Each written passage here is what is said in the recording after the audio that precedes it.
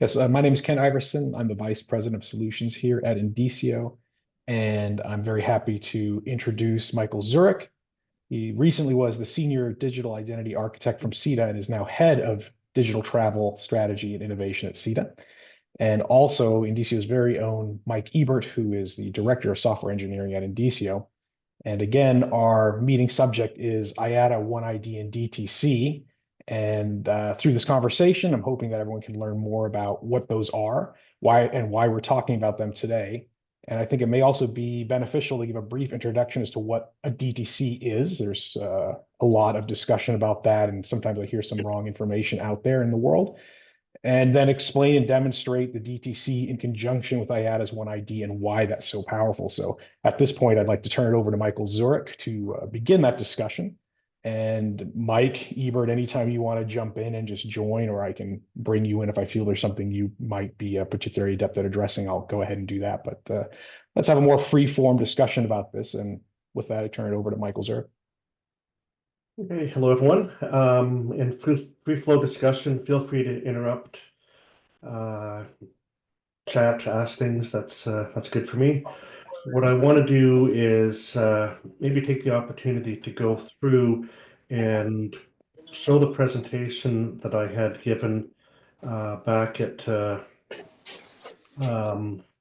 IATA World Passenger Symposium just a few weeks ago.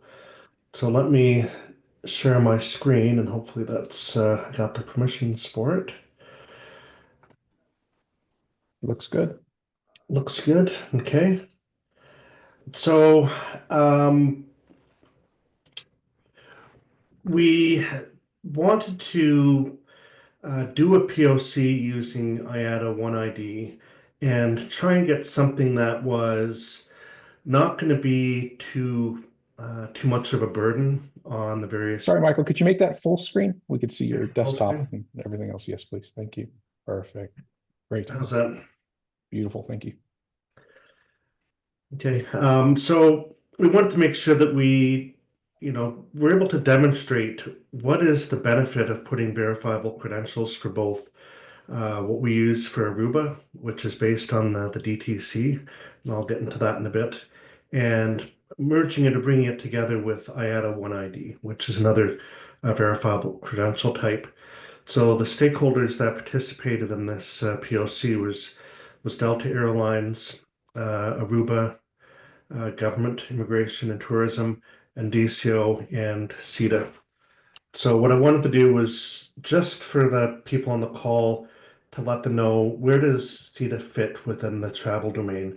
So we've been around for 75 years, are involved in most of the major jurisdictions across the world. So very big presence in biometric touchpoints, airports, airlines. So we've got quite an extensive footprint in the passenger data, and it was a logical extension for us to get into digital identity, because as we move to the world of the future of seamless travel, that's all going to be enabled through trusted and authenticated travel documents, such as a passport, and biometrics being used to help that passenger's facilitation. So I'm using a lot of industry terms here, but the end result is really easy. Me personally, I just want to be able to get from my home to my destination, and I don't want to see anyone. Sometimes in a grumpy mood, I just want to smile at camera and go through. I don't want to have to fumble for my passport, fumble for my boarding pass. I just want to be able to walk through the various biometric inspection points. So that's the vision of where we're looking at for the future. The driver for that is the growth in passenger numbers. So right now we're about 4 billion travelers a year. I mean, this year post-COVID, we're on track for slightly higher than that number, but the big number is by 2040 being up to 8 billion travelers. And that number that date might move back. So 2040 might be 2037, 2035. It really is, I think, a future of travel in the world. It's big to the economic growth in countries for tourism. So it's really does help out GDP, especially in tourist-centric countries. The way this is going to be done in the future, and this part has pretty much been settled, is through digital wallets and verifiable credentials. So that's what the travel industry has landed on. The future of how one's identity will be managed is through digital wallets and those verifiable credentials that are stored within it. So Vision, go from anywhere to everywhere. Q free, use let your passport, your face be your passport, your face be your boarding pass, and it's all like it said, based on decentralized identity and verifiable credentials. So what did we do for our end-to-end POC? Well, we had a 6-month window to work from, so extremely aggressive. For those of you that are in the travel industry, you might say it's insane for what we went to undertake. But what we wanted to demonstrate was it's possible for verifiable credentials or digital identity to coexist together. So we wanted to show that IATA One ID, and that's the travel association that does the standards for airlines and airports, and ICAO, which does the standards for travel documents, and the DTC is essentially the standard for how that chip data is derived and stored onto a virtual device such as a mobile phone. And then US CBP, the TVS is what the CBP has for their biometric exit controls. So if you ever depart on an international flight to overseas, and the airport, I think there's 17 airports in the US that are equipped with biometric exit. You'll see a biometric gate there, and that's controlled by the US CBP. So they have biometrics that they manage. So in a flow in the US leaving, we have multiple credential types that have to coexist. One of the principles that we wanted for this 6-week time frame: don't touch any existing airline or airport IT operations. Those are typically very regulated and rigorous testing to take anything into production. So we wanted to make it as lightweight as possible. And we also wanted to leverage what we had done for Aruba and the Aruba Hop or the AHOP wallet as the means for storing those credentials. And then the last 2 points, we want to obviously be able to biometrically enable as much as possible. And then the goal is to push push as much as we can. We wanted to get this beyond travel and get it into tourism. So that was kind of the mandate that had been set up for this end-to-end POC. And I'll take a second here if anyone has any questions. No? Okay, I'll continue on. What we learned, never underestimate the weather. So I put that one up as number one because we had planned to run the POC the same week that the tornado hit Florida. So there were a lot of obviously flight disruptions that took place. So we ended up pushing the POC out by 2 weeks. So it was run a couple weeks ago. What we learned, technologies are ready. We're able to demonstrate that IATA One ID fits well into the ecosystem. And I say there's no right or wrong user experience. I just think caveat that one. As long as it's something that meets the needs of the stakeholders, that's why there's no right or wrong. We have to make sure that it satisfies a variety of stakeholders for that user experience. Adding new stakeholders in our case was easy because we didn't have a lot of obligations on them. And what was key was when you have partners that are walking through this, like Delta and Aruba, it can be made to happen very quickly. So I think it really showed well that when we have willing and like-minded uh, people that want to see this successful, it can happen in a short period of time. And the last one here, and this was always a question that we were trying to figure out, is how easy and convenient is it to issue multiple credentials in a simplified process? And you'll see from the demo what we had done, and I think this is part of the innovation that we had brought here, is being able to issue multiple types of credentials through a single business process.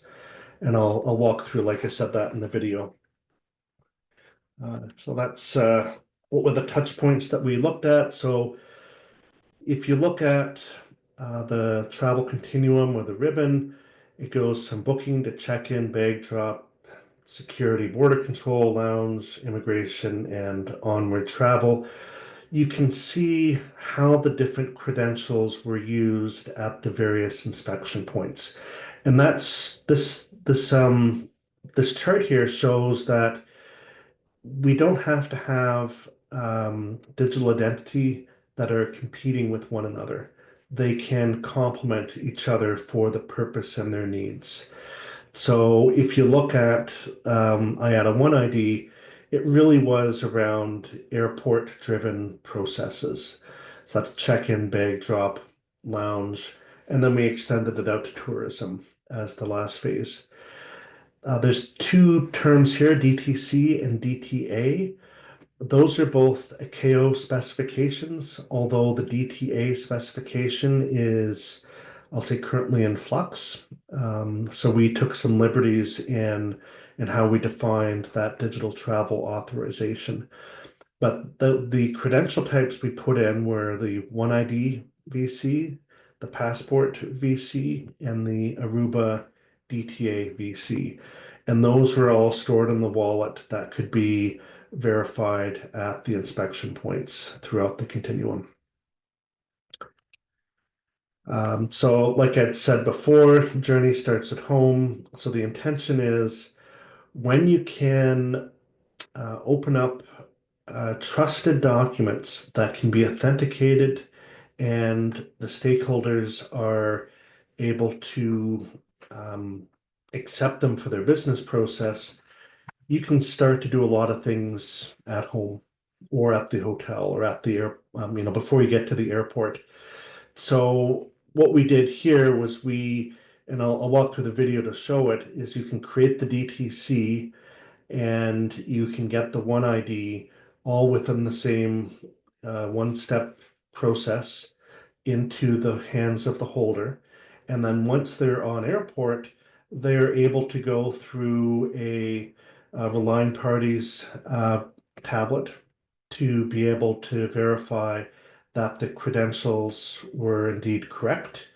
And in the case of the tablet, we had both the ability for it to be attended, so you could have the tablet bring up the biometric of the face that came from the credential so that the relying party can do that manual check that yes, that picture is the person standing in front of me.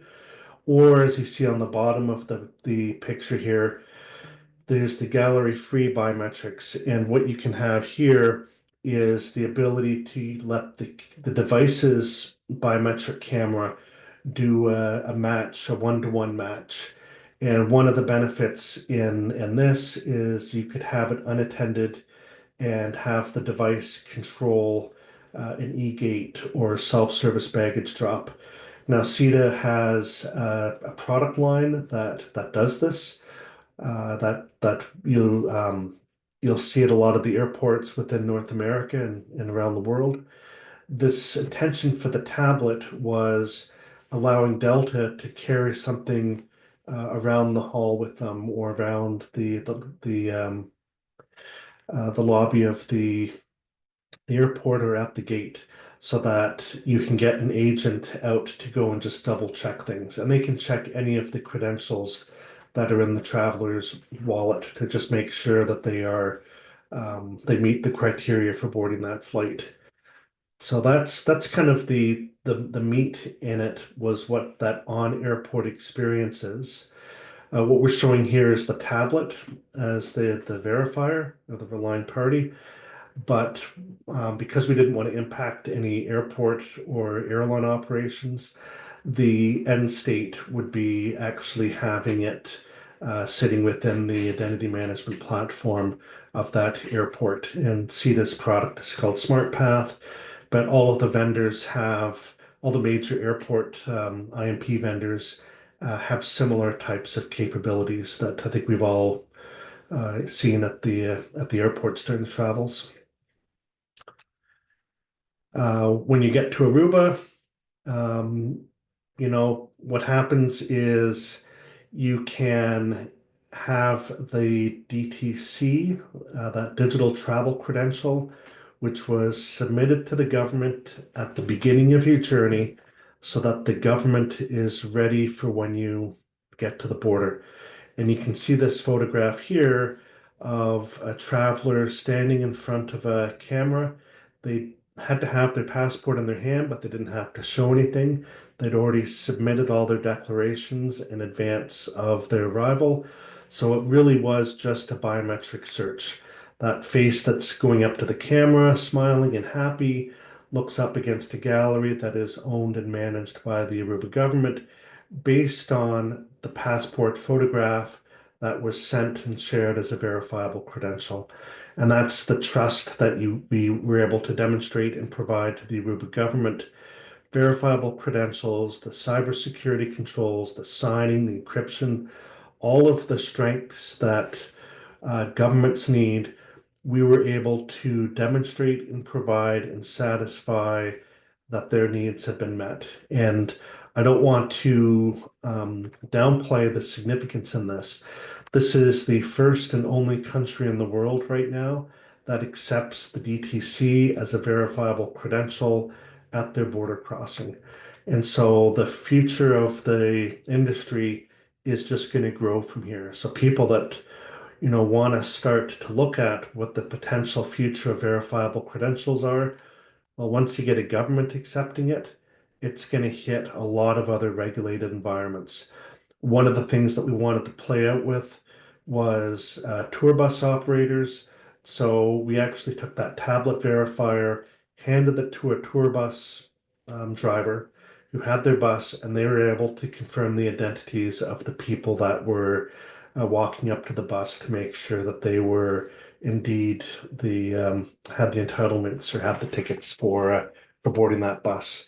And that's a interesting area because we're starting to get out of airports.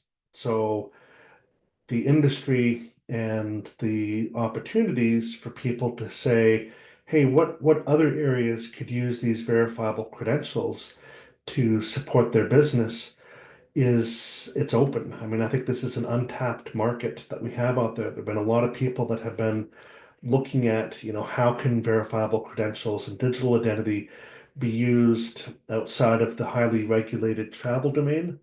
And I think now that there's demonstrated proof that the DTC is accepted by government, it's government grade, it's going to be a lot easier for getting um, acceptance into that tourism domain.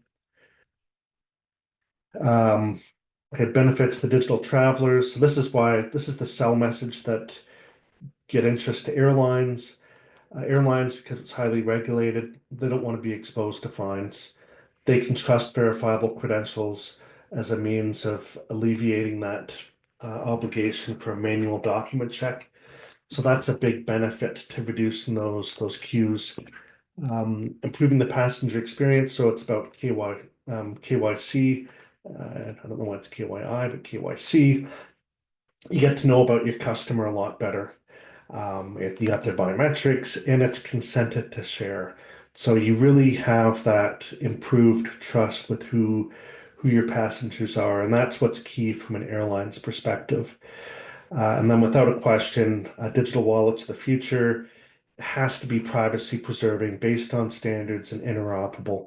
That's just a given. And that's the stack that we've implemented or we've developed for Aruba and IATA. I will say that There are still some standards settling. So the EU and their digital wallet have settled for the most part on their standards, but there's still some things being worked out. It's still things to be resolved. And even with IATA, it's the same thing. There's still some questions around some of the exact standards, and Mike can get into a bit more of that and how we had done this. And then the last thing is paramount that we integrate with existing infrastructure. So no airport, no airline, no hotel, no one's going to go and say they're going to buy net new biometric devices. It has to interoperate. So, if you have a digital identity that's been created for a client of SITA, well, it better be interoperable with credentials that have been developed by our competitors. That's the future. The future is no more proprietariness for any of the vendors. It's all anchored on that interoperability. So that's why this is such a interesting field, because it really does open up when you start talking about interoperability and the verifiable credentials that are shared. And that was it for my presentation. I was going to do a little video to walk through what it looks like, but I'll take a second if there's any questions, or Kent, if you think we want Mike to dive in, I'll let you do the I flow. was going to bring in Mike to discuss some of the tech behind it and the standards involved. But if you wanted to show the video, I don't know which one you gentlemen think should go first on that. Is the video a better segue, or you want to Let's bring Mike let's right do in? the video and then we'll talk nuts and bolts. Perfect. Okay, sounds good. Okay, so now let me just switch my share.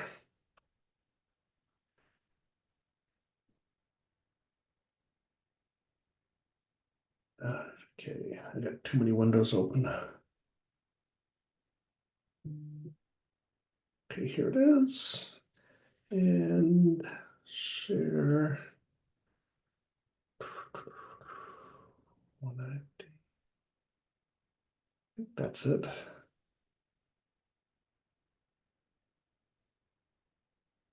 Okay, how's that? Is that sharing If, okay? if you could do full screen again, it'd be great. Yeah, it should be full screen. Is it coming up as full screen now? Taking a minute.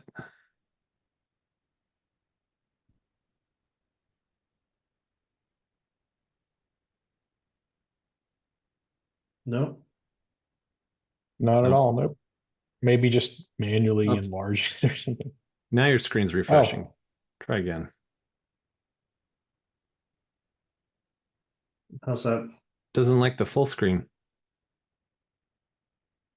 Yeah, maybe it's a what's theater mode? Is that any Theater better? mode is better than before, so that'll work. Okay.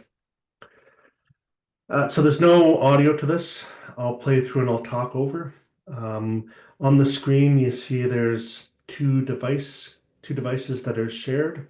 On the left-hand side is the Delta Verifiers, the Relying Party tablet app. You saw the picture of that, had the QR code on it. On the right side is the mobile device. Looks like this is Android, and this is the digital wallet that goes through and creates or initiates creating the credentials. So I'll go through and I'll do a play on this. So first thing you do when you download the app or the wallet, you need to set it up. So you put your basic profile information, accept terms and conditions, set up a super complex PIN of whatever you want. And then you can switch it over to be biometrically linked to your phone. So you've now initiated the wallet. The first thing that you need to do is go and set up your credentials. So it's going to walk you through a set of steps here. The first step is to go through and do a photograph of your passport. And the reason for that is to be able to open up the chip on the passport, you need to have essentially a PIN. and that PIN is based off of some of your personal information that's unique for your passport. So that's the purpose of this read. Now you can go and place the phone over the chip on the passport, and it will read the full contents within it. Essentially, it's what's on page 2 of your passport, so your biographic and your biometric information. You go through and you confirm that the chip read was good. And then the next step is you go through and you have to prove that, yes, I'm holding the phone, I'm holding my passport, and here's the photograph that's live. So it's not a picture. So we have some presentation attack detection that's done server side. So we can have some AI that says, has the face true, it's live. And then we also do a 1-to-1 match against the face off the chip in the passport. And this is based on a lot of the regulations, or a lot of the policies, I should say, that are coming out of different jurisdictions. You want to make sure that the identity is actually stored in the wallet of the holder that holds the identity document. So what happened here was that chip information was sent to our issuing server, and it issued 2 credentials back. You can see here, it issued the DTC credential, and then it issues the IATA One ID credential. And you can look inside here and see that there's 2 different schemas that have been set up based on the different standards that have been set up. The DTC schema is a bit more strict, so we actually don't modify it. We keep it as is because there's hashing and encryption that's done within it. So I now have my credentials on my wallet. Imagine I'm going up to a counter and Delta wants to verify that my One ID is correct. I scan the QR code. I consent to share that One ID with the relying party. And in this case, there's no biometric verification or match. It's just bringing the photograph up so that that gate agent could see. So the intention was lightweight, easy to run. Now, if Delta wants to take this to the next step, or any other airline, they can go through and have application logic to connect this tablet logic into their airport or airline operation systems. And that could be their DCS, for example, if their departure control system, if they wanted to introduce any kind of updates to it.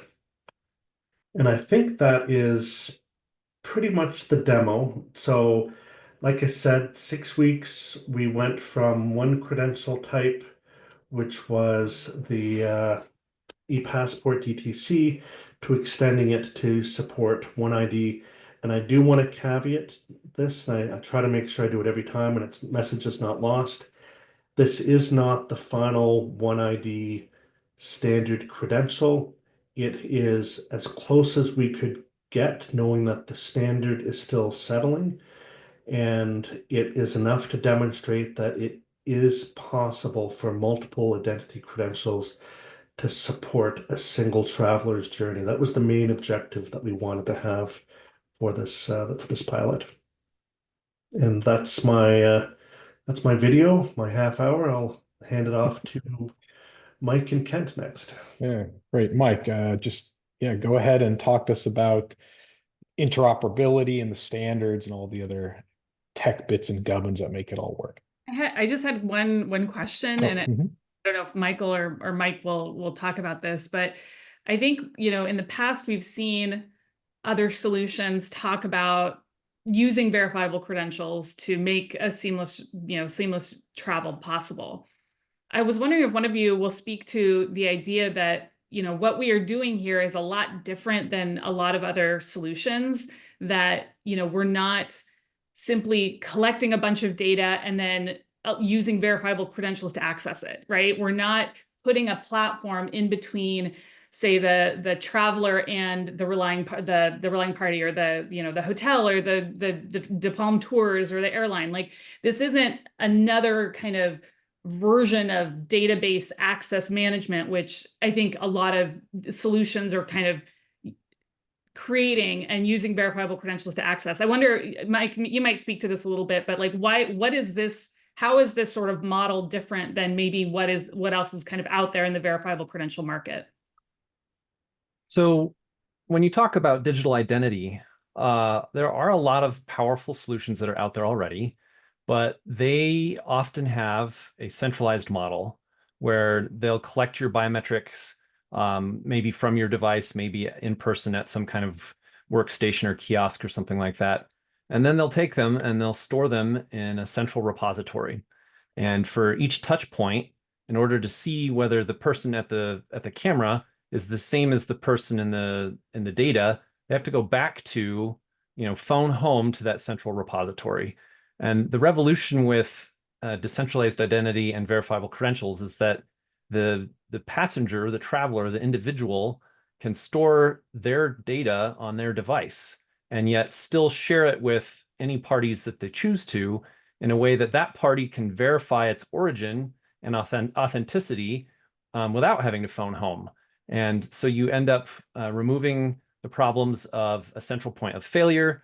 You can remove some of the problems of centralized tracking where you don't necessarily want a single party following your every move and every use of your data. It is your data. You should have control over who sees it and knows about what you're doing. So that's the big change, is that you hold those on your device in a way that's still verifiable to all those other parties. I think I just want to add a bit what Mike had said. So, I think in this identity space, and I don't want to use the word blockchain because it's unfortunately had some missteps in the travel industry, and I'll say missteps, but I think a lot of confusion. And I think that's one approach that we took differently here. Was this is not technology driven approach to solving the problem. We're taking what the stakeholder needs are as the problem to be solved and letting technology fit into it. So the way I started the presentation off, here's the travel continuum, had a graph on the bottom, here's where the identities fit in. We then are able, once we have that view, to figure out where does technology fit. And I think that's the lens that is making this so successful, is we're letting the business drive the technology needs. And what I've seen, and I don't like speaking negatively of others because I learn from them, and I might have been some of those others where I've learned myself, is when it's too much technology driven, the usefulness on the individual side, the holder side, gets lost. And when it's lost, you don't get adoption. So the key for this to be successful is get something that's usable, friendly, and that can be adopted easily. No, I appreciate that. And yeah, please, Mike, continue on. I'm sure you'll touch on a lot of kind of how this is accomplished in your portion, but thank you. Yeah, so Michael touched on something really important there. That if you go with technology driven, you end up with problems. And if you look at what the needs are and you try and fit those needs, then you have better success. So in the verifiable credential space, there are a number of different standards. There is no single de facto one to rule them all. And some people are still pushing really hard to try and get to a place where there's just one credential standard and they only have to code or understand one of them. But the truth of the matter is that the people who made the choices to adopt those different standards often had really carefully considered reasons and good purposes for doing so. And each of the different formats and protocols, et cetera, they have their strengths and weaknesses. And so you are going to end up with a variety. You can't escape having more than one thing that you're going to have to support, and because of the different needs that people have. So for example, when SITA started developing to do some work with the DTC, right? And we're looking at trying to implement government grade, absolute best of breed privacy practices, privacy preserving practices, et cetera. And looking at what was ready to go and could use to implement it right away, the choices ended up being for a communications protocol between the different pieces of software that are called agents when they deal with credentials. We ended up choosing DIDCOM. And then, like Michael mentioned, we take the entire DTC off the passport and we don't alter it in any way, but we read some of the attributes that are there and encode those as attributes in the verifiable credentials. So you have access to both the original DTC and the attributes. And we put those in a credential format called anon-creds. Anon-creds support all of the best security practices, privacy practices, such as selective disclosure and zero knowledge proofs. And so that was a great place to start. There was an existing software stack to work with. It was, you could implement it and have it be successful and work. Some of the other tech and standards that are being used and developed around the world that are coming to mature implementations as well. If you look at the European standards, they've looked at adopting as a communications protocol OID 4VC, so that's OID for verifiable credentials. And they have a different credential format. They're using SD-JOT VCs. And those are the protocol and the credential standard that Europe has selected. So to demonstrate that we're not a one-trick pony, that we're only going to use our formats and play in our own little corner of the playground, we said, well, let's do something that's got some compatibility with Europe. We were pushing in that direction anyway, so let's implement that with this POC. So the digital passport and DTC portion were DIDCOM and anon-creds. The IATA One ID portion was OID 4VC and SD-JOTs. And then there are at least 2 or 3 more credential formats that are popular in the world that are coming that we're working on implementing as well. So there's a JSON LD credential with the verifiable credential data model version 2.0. And then there's a format called MDoc. And so those are exciting things yet to come. So by doing this POC and implementing, both stacks or selections of technology at the same time, if we made our server software and our mobile software compatible with both, then as you went through your travel experience, you could pick one or the other depending on what suited your need. So Michael had, a whole variety of different touch points, and some of them were needed to be, government grade border crossings. Some of them needed to be for airline specific needs. Some of them were tour operators, and depending on what each party needed, sometimes the full-blown DTC inside a verifiable credential was the appropriate selection. Sometimes the IATA One ID was sufficient information and compatible with the stack that they had. So SITA and Indicio are committed to building, a flexible, extensible solution that can be adaptable, can provide all these capabilities, and can, where you can select the right tool for the job when you need it, so that instead of it being technology that happens to address travel, you're addressing the travel with the appropriate technology. And that's kind of my summary of the initial, development process and the tech choices that were made.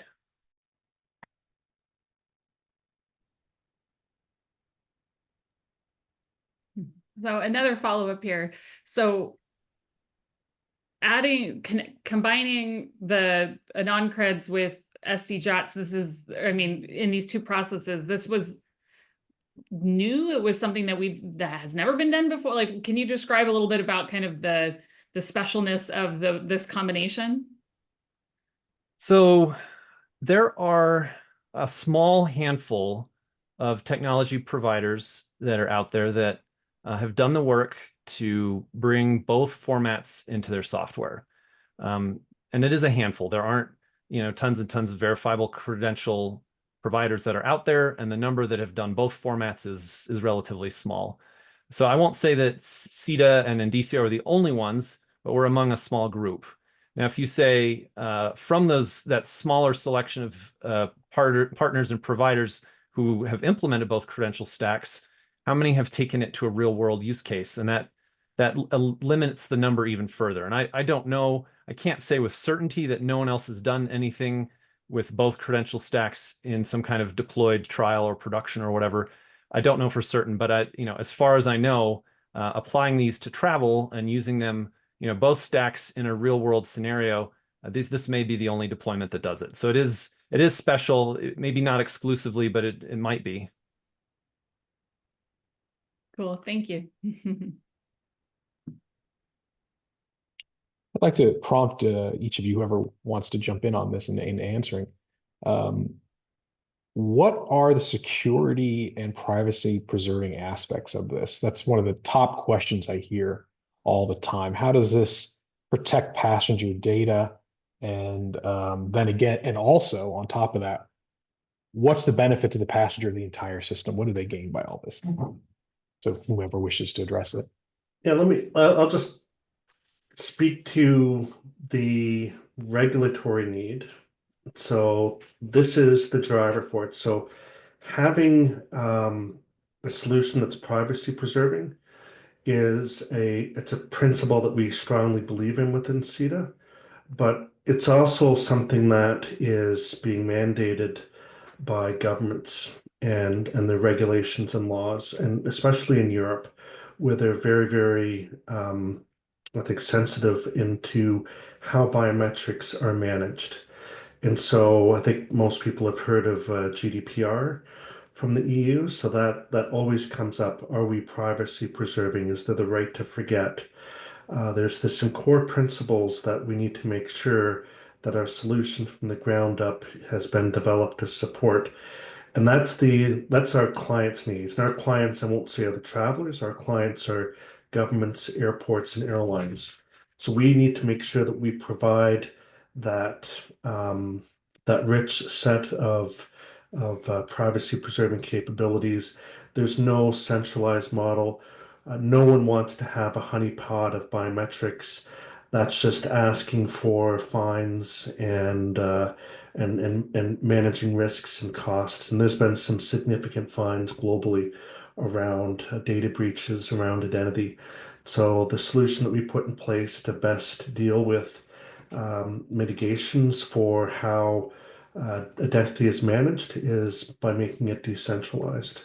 And I'll let Mike speak more to the technical side. That's kind of the privacy preserving drivers that we had when we developed this for the industry.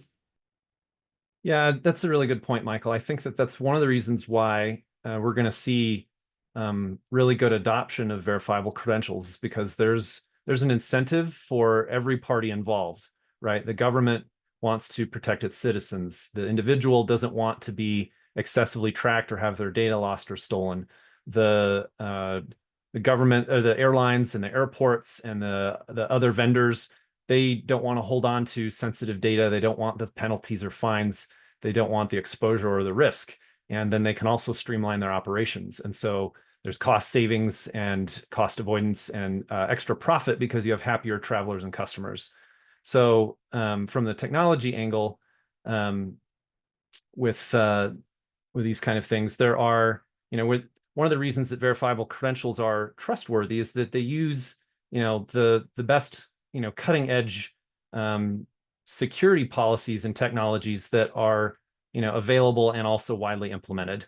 So for example, there are some, brand new encryption protocols that are, being implemented that may not be in a verifiable credential because it's not widely adopted yet. But as far as whatever is available and widely adopted, you have that in the verifiable credentials. So you're encrypting the data, the two endpoints. Our solution uses DIDs, or decentralized identifiers. And so the two endpoints, your mobile device, your server, your tablet, they authenticate each other. They have, a set of keys that's for just that connection.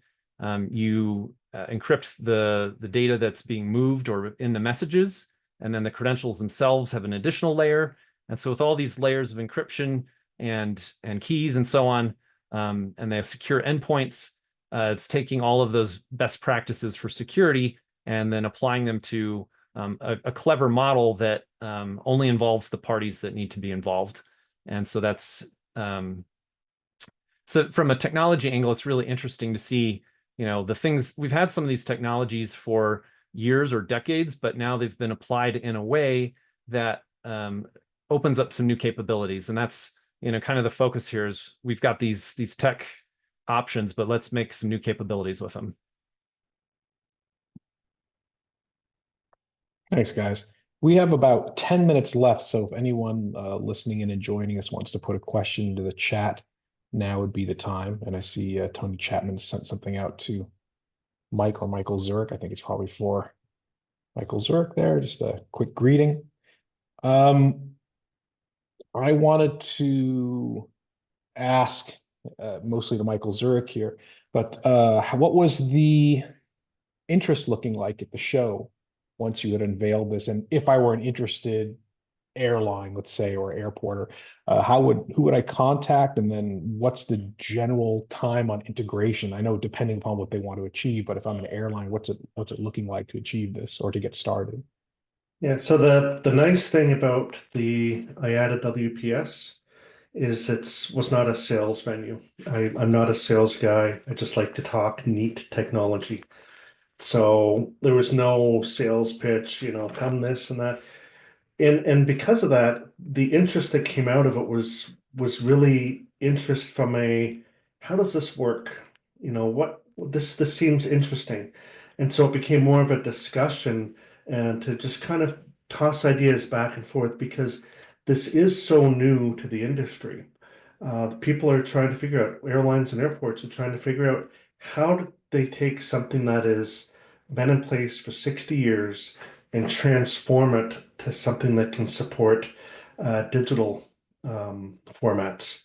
And I think that's going to take a lot of discussions, and some airlines are a lot more advanced than others because they might have larger IT budgets. Just the market they're serving is more savvy in this space. But definitely there was, I'd say, quite a bit of positive interest in this. And I expect over the coming year, it's just going to increase as the discussions happen more and more. So, did people come by and say, hey, we would love to see this? What does it look like? I think that's just going to be uniform. I think every airline, if they're not looking at the future of a digital identity, they're going to be stuck with inefficiencies in the organization. So there are 100 airlines that attended the event. I think there were 100 interested parties within that because this is the way of the future. It's not, maybe kind of, might turn out, no, this is the way of the future. I think that SITA has shown, real leadership here because, it's not just a smoke and mirrors kind of, presentation. It's actual tech with actual integrations and real passengers. So yes, it can be done. And now let's just look at how to, package it up nice and pretty and with a bow and make it easy to roll out and implement and to understand so that everybody can adopt it as quickly as possible. And that's, a lot of the work that's left to do is to make it so that is ever more easy and understandable. But as far as proving that the tech works, it happened, it worked, it's for real. If I'm one of these interested passengers who would like to try it today, is there somewhere I can fly to and go to today to try this out? So that's a leading question. Of course, you can come down to Aruba, try it out. It's never an issue with seeing how digital identity works on an international trip. So if you live in the US and it's it's looking a bit snowy or cold over the winter, I want to try it out, hop on a flight and see what it's like in action. So I could board a flight, Aruba, make a DTC, and off I go. Not in that order. DTC first, but yeah. And okay, that's all I have. Turn it over to Helen. yeah, I will just say I jump in here. I was the one who recorded that demo. You might have seen my name there, and that was because I was part of a crew that went down and went to Aruba. And I have to say, it is so fast. I think we've talked about this in the past, but the idea where you don't have to be trying to figure out where your passport is and where your thing is and get the the answer in your head of when the officer asks you, are you here on business? How long are you here for? Whatever, all those kind of questions that you're trying to get in your head and, say the right thing and do the right thing and have your luggage and all that stuff.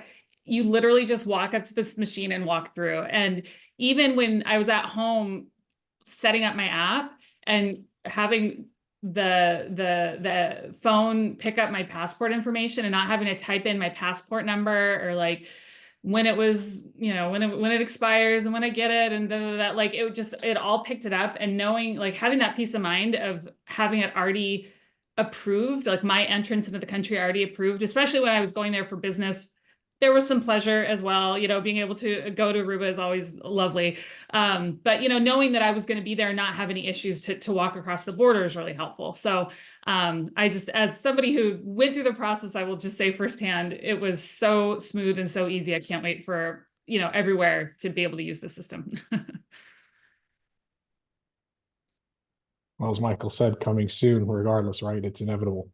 Yeah, definitely.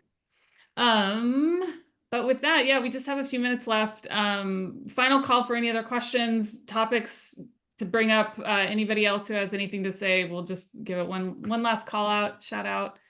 Again, this will be recorded, so you can share it with others, go back and rewatch it if you want to watch the demo again, or reach out to Michael or Mike or myself or Kent or anybody. We're always happy to answer questions regarding this. And I think we're going to be at some events next year. I know SITA is always at PTE. SITA is always at, a lot of these IATA events. Any other big events, Michael, coming up that you'll be speaking at? I feel like you're kind of, where in the world is Michael Zureik these days?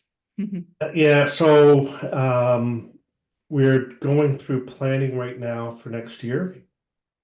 So I can tell you we were this year. We were at Identity Week. We presented at. We were at a KO Trip, which is the it's more of a government focused event.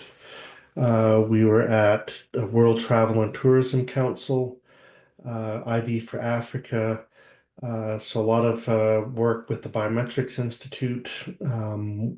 So a lot of I'll say the spaces that focus on more the regulatory side of travel, because that's the hard part, because the technologies are proven. That's not a question if they're proven. It's getting the governments and the regulators comfortable with accepting it. And that takes time, and I think the appetite is there. So I think we're going to see in the next year, 2 years, things are really going to start to grow. And I'll say a lot of it is going to be seen in the EU as they move out with their verifiable credentials and digital identity. But it's not going to stop within the EU. A lot of growth I see in Africa, Asia Pacific, a lot of stuff happening. And even within North America, there's a lot that's taking place right now. So I was at a summit last week that we had a lot of talks around FIFA World Cup for 2026. What does that mean for the Canadian, US, and Mexican markets? And once again, that's all standards and interoperability. It's travel, it's land. So I think there is no shortness of opportunities for what's happening in the world. In fact, I would, if I can give some advice to people that are looking for, business opportunities to go into, I personally, this is my life. I love digital identity. I think this is the place to be, and it's taken us a while to get there, but I'm a firm believer that this is the way of the future. Hold on to your hats.